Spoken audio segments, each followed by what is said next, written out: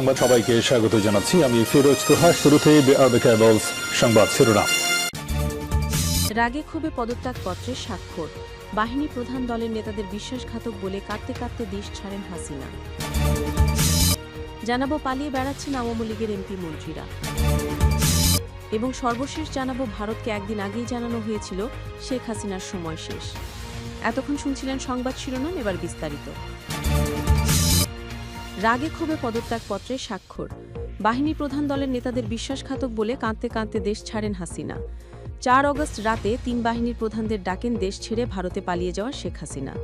ওই সময় রাগে তিনি সামনের টেবিলে আঘাত করে উচ্চস্বরে তাদের উদ্দেশ্যে ঘোষণা দেন, আমি ক্ষমতা ছাড়ব না। তবে পরের দিন সকাল থেকে গণভবনে উত্তেজনা ও চাঞ্চল্য ছড়িয়ে পড়ে। সকাল 10টা 30 মিনিটায় 3 বাহিনী প্রধান ও পুলিশ মহাপরিদর্শক গণভবনে ডাকা হয়। শীর্ষ আইন প্রয়োগকারী কর্মকর্তাদের সঙ্গে বৈঠকে তিনি দৃঢ়ভাবে আগের কথায় পুনরাবৃত্তি করেন হাসিনা বলেন, আপনাদের কঠোর হতে হবে, সবকিছু নিয়ন্ত্রণে আনতে হবে, কাজটা কিভাবে করবেন তা নিজেদের মধ্যে আলোচনা করে ঠিক করুন। যদিও পরিস্থিতি বুঝতে পেরে ঘনিষ্ঠজনেরা শেখ হাসিনাকে বলেছিলেন পদত্যাগ করাই ভালো হবে, কিন্তু হাসিনা তাদের কথা শুনেননি। পরিস্থিতি নিয়ন্ত্রণের বাইরে চলে যাচ্ছে দেখে সেনাপ্রধানও বারবার ফোন করে হাসিনাকে পদত্যাগ করতে বলেন, কিন্তু শেখ হাসিনা উল্টো বিক্ষোভ দমনের সব বাহিনীকে আরও কঠোর হতে বললেন। তবে বাহিনীগুলো এতে রাজি হয়নি। হাসিনা অবশ্য নিজের দাবিতে অবিচল ছিলেন। তিনি সেনাবাহিনী ও পুলিশ প্রধান সহ বিভিন্ন লোকের সঙ্গে যোগাযোগ করতে থাকেন, কিন্তু তাকে আশা দেয়নি কেউ, বরং তাদের পরামর্শ ছিল সোজা সাপটা, যত দ্রুত সম্ভব অন্য কোথাও চলে যান। হাসিনা নিরাপত্তা কর্মীরাও আশঙ্কা প্রকাশ করেন। তখন উপস্থিত কর্মকর্তারা শেখ রেহানার সঙ্গে আরেক কক্ষে এ বিষয়ে আলোচনা করেন। কর্মকর্তারা তাকে পরিস্থিতি জানিয়ে শেখ হাসিনাকে বোঝাতে অনুরোধ করেন। এরপর শেখ রেহানা বড়বোন শেখ হাসিনার সঙ্গে আলোচনা করেন, কিন্তু শেখ হাসিনা তখনও রাজি হননি। তিনি ক্ষমতা ধরে রাখতে অনড় থাকেন। এক পর্যায়ে একজন শীর্ষ কর্মকর্তা বিদেশে থাকা শেখ হাসিনার ছেলে সজীব ওয়াজেদ জয়ের সঙ্গে ফোনে কথা বলেন। জয় তখন তার মায়ের সঙ্গে কথা বলেন। ছেলের সঙ্গে কথা বলার পর অবশেষে পদত্যাগ করতে রাজি হন শেখ হাসিনা। তিনি অবশ্য পদত্যাগের আগে একটি ভাষণ রেকর্ড করতে চান জাতির উদ্দেশ্যে প্রচারের জন্য, কিন্তু তাকে সেই সুযোগও দেওয়া হয়নি। তখন তিনি হতাশ হয়ে হাল ছেড়ে দেন। পদত্যাগপত্রে স্বাক্ষর করার আগে হাসিনা পরোক্ষভাবে 3 বাহিনীর প্রধানকে বিশ্বাসঘাতক বলেছেন। রাগে ফুঁসতে ফুঁসতে তিনি পদত্যাগপত্রে স্বাক্ষর করেন, তারপর কান্নায় ভেঙে পড়েন। সূত্র জানায় শেখ হাসিনা কাঁদতে কাঁদতে দেশ ছেড়েছেন। যাওয়ার আগে তিনি তার দলের সব নেতাকর্মীর প্রতি ক্ষোভ প্রকাশ করেন। প্রধানমন্ত্রী হিসেবে শেষ দিনে হাসিনার পাশে তার বোন ছাড়া আর কেউ ছিল না। পালিয়ে বেড়াচ্ছেন আওয়ামী লীগের এমপি মন্ত্রীরা। ছাত্র জনতার গণঅভ্যুত্থানে ক্ষমতা থেকে হাসিনা পালিয়ে গেলেও চরম বেকায়দায় পড়েছেন আওয়ামী লীগের এমপি মন্ত্রীরা। সুযোগ বুঝে অনেকে দেশ ছাড়তে পারলেও আটকে পড়া অনেক এমপি মন্ত্রী ও অসংখ্য নেতাকর্মী প্রাণভয়ে পালিয়ে বেড়াচ্ছেন। তাদের অনেকে আদার বিভিন্ন দূতাবাসে আশ্রয় চেয়েছেন। পদত্যাগ করে সোমবার সামরিক হেলিকপ্টারে ভারতের উদ্দেশ্যে দেশ ছাড়েন শেখ হাসিনা। তার তাৎক্ষণিক এই সিদ্ধান্তে কয়েকজন এমপি মন্ত্রী দেশ ছাড়তে না পেরে দেশেই গা ঢাকা দেন। এমনকি মন্ত্রিসভার কয়েকজন সদস্য জীবনের নিরাপত্তা চেয়ে বিভিন্ন দূতাবাসে আশ্রয় চেয়েছেন বলেও গুঞ্জন ছড়িয়েছে। সূত্র বলছে, গত শনিবার বিকেল থেকে আওয়ামী লীগ সাধারণ সম্পাদক ওবায়দুল কাদের ঢাকা দিয়েছেন। জাতীয় নির্বাচনের পর থেকে প্রতিদিন মিডিয়ার সামনে কথা বললেও বৈষম্য বিরোধী ছাত্র আন্দোলনের শেষ মুহূর্তে মিডিয়ায় কথা কম বলতে দেখা যায় তাকে। গত শনিবার ধানমন্ডিতে আওয়ামী লীগ সভাপতির রাজনৈতিক কার্যালয়ে আয়োজিত সংবাদ সম্মেলনে শেষবারের মতো কথা বলেন ওবায়দুল কাদের, তবে রোববার থেকে তাকে কোথাও দেখা যায়নি। আরেকটি সূত্র মতে রোববার রাতে দেশ ত্যাগ করেছেন ওবায়দুল কাদের, বর্তমানে তিনি সিঙ্গাপুর রয়েছেন। অন্য একটি সূত্র বলছে ওবায়দুল কাদেরের বর্তমানে নয়াদিল্লিতে অবস্থান করছেন। সূত্র জানায়, গতকাল সোমবার ভোর থেকেই প্রভাবশালী হিসেবে পরিচিত এমপি মন্ত্রীদের অনেকের সঙ্গে যোগাযোগ করা যাচ্ছিল না, অনেকের মুঠোফোন বন্ধ ছিল। বিশেষ করে স্বরাষ্ট্রমন্ত্রী আসাদুজ্জামান খান কামাল, আইনমন্ত্রী আনিসুল হক অজ্ঞাত স্থানে চলে যান। এর আগে হাসিনা সরকারের ক্ষমতাধর উপদেষ্টা সালমান এফ রহমান, অর্থমন্ত্রী মাহমুদ আলী, বস্ত্র ও পাটমন্ত্রী গোলাম দস্তগীর গাজী ও ঢাকা দক্ষিণ সিটি কর্পোরেশনের মেয়র শেখ ফজলে নূর তাপস বিমানযোগে দেশ ছাড়েন। তবে তারা কে কোন দেশে গেছে তা জানা যায়নি। এছাড়া কয়েকজন মন্ত্রী জুলাই ছাত্র আন্দোলন শুরুর পরপরই দেশ ছেড়ে চলে যান। পরে বৈরী পরিস্থিতি বিবেচনায় তারা আর দেশে ফেরা নিরাপদ বলে মনে করেননি। রোববার রাতে পররাষ্ট্রমন্ত্রী হাসান মাহমুদের পরিবারের সদস্যরা ইকে 586 নম্বর ফ্লাইট যোগে দেশ ত্যাগ করেন। তাদের গন্তব্য ছিল সংযুক্ত আরব আমিরাতের দুবাই বিমানবন্দর। মূলত এরপর তারপরই গণহারে মন্ত্রী এমপিদের দেশ ত্যাগের খবর সামাজিক যোগাযোগ মাধ্যমে ছড়িয়ে পড়ে। সূত্র জানায়, এমপি মন্ত্রীদের অনেকে শেষ মুহূর্তে শত চেষ্টা করেও আর দেশ ছাড়তে পারেননি। রোববার ও সোমবার 2 দিন টিকিটের জন্য তারা বিভিন্ন এয়ারলাইন্সের সঙ্গে যোগাযোগ করেও বিফল হন।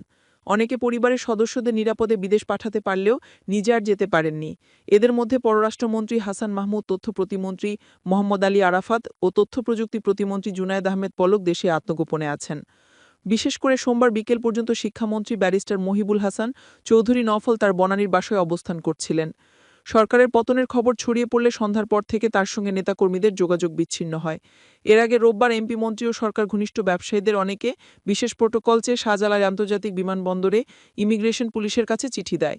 বিমানবন্দরের নিরাপত্তায় নিয়োজিত অ্যাফসেকের সহকারী পরিচালক নাসিমা শাহিনের সই করা তালিকা অনুযায়ী দেশ ছাড়া এমপি মন্ত্রীদের মধ্যে পূর্তমন্ত্রী ও ওবায়দুল মুক্তাদির, সাবেক বস্ত্র ও পাটমন্ত্রী গোলাম দস্তগীর গাজী, অর্থমন্ত্রী আবুল হাসান মাহমুদ আলী, স্থানীয় সরকার মন্ত্রী তাজুল ইসলাম ও সাবেক নুরে আলম চৌধুরী, কৃষিমন্ত্রী আব্দুস শহীদ ও সাবেক ভূমিমন্ত্রী সাইফুজ্জামান চৌধুরী জাবেদ, এমপি নুরে হাসনা লিলি চৌধুরী ও তার পরিবার, উত্তরা এলাকার সাবেক এমপি হাবিব হাসান এবং জেপি প্রধান ও সাবেক মন্ত্রী আনোয়ার হোসেন মঞ্জু ইকে 586 নম্বর ফ্লাইট যোগে দেশ ছাড়েন।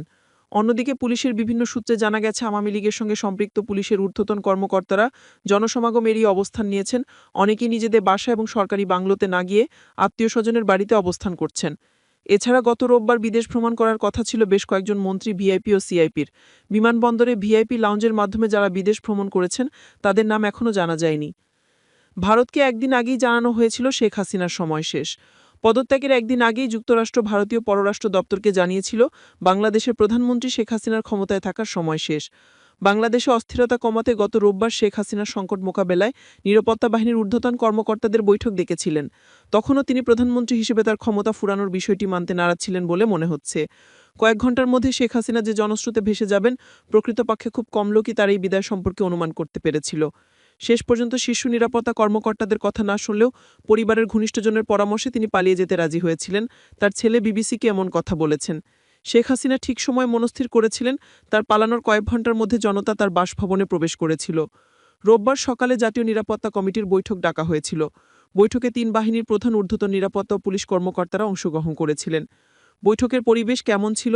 দেশের বিভিন্ন স্থানে সরকার বিরোধী বিক্ষোভের কারণে প্রধানমন্ত্রীর উপর কয়েক সপ্তাহ ধরে চাপ বাড়ছিল। 1971 সালে বাংলাদেশের স্বাধীনতা যুদ্ধের পর সবচেয়ে ভয়াবহ এই সহিংসতায় কয়েকশো মানুষ নিহত হন। শুধু রোববার একদিনে অন্তত 90 জন নিহত হন। নিহত ব্যক্তিদের বেশিরভাগই বিক্ষোভকারী। তারা আইন শৃঙ্খলা রক্ষাকারী বাহিনীর গুলিতে প্রাণ হারিয়েছেন, তবে জনতার হাতে পুলিশ সদস্য নিহত হয়েছেন। কর্মকর্তাদের কাছ থেকে বিবিসি বাংলা জানতে পেরেছে, শেখ হাসিনা 2টি বিকল্প খোলা রাখতে চেয়েছিলেন। যখন দেশ ছাড়ার প্রস্তুতি চলছিল তখনও তিনি শেষ মুহূর্ত পর্যন্ত বল প্রয়োগ করে ক্ষমতায় থাকতে চেয়েছিলেন, কিন্তু শীর্ষ সামরিক কর্মকর্তারা শেখ হাসিনার কথায় রাজি হননি। রোববার দেশের বিভিন্ন স্থানে মাঠ পর্যায়ে সেনা কর্মকর্তাদের সঙ্গে মিশে গিয়েছিলেন সাধারণ মানুষ ও আন্দোলনকারীরা। পরিস্থিতি পর্যালোচনা করার পর জ্যেষ্ঠ সামরিক কর্মকর্তারা বুঝতে পেরেছিলেন পরিস্থিতি নিয়ন্ত্রণের বাইরে চলে গেছে। একাধিক সূত্র বিবিসিকে জানিয়েছে, আলাদাভাবে বৈঠকে সামরিক ঊর্ধ্বতন কর্মকর্তারা প্রধানমন্ত্রীকে বলেছিলেন সেনারা বেসামরিক লোকজনের উপর গুলি চালাবেন না, তবে তারা পুলিশকে নিরাপত্তা সহায়তা দিতে পারবেন। পুলিশের ঊর্ধ্বতন কর্মকর্তারা অভিযোগ করেছেন তাদের গোলাবারুদ গুলিয়ে যাচ্ছে। যদিও এই বিষয় পরে প্রকাশ পায়। অবসরপ্রাপ্ত brigadier general M Sakhawat Hossain বিবিসিকে বলেন, পুলিশ ক্লান্ত ছিল। আমরা শুনেছি যে তাদের কাছে পর্যাপ্ত গোলাবারুদ ছিল না, তবে শেখ হাসিনা তা শুনেননি। প্রিয় দর্শক, এই ছিল এখনকার সর্বশেষ সংবাদ আপডেট। সব সংবাদ পেতে চ্যানেলটি সাবস্ক্রাইব করে বেল আইকনটি ক্লিক করে রাখুন।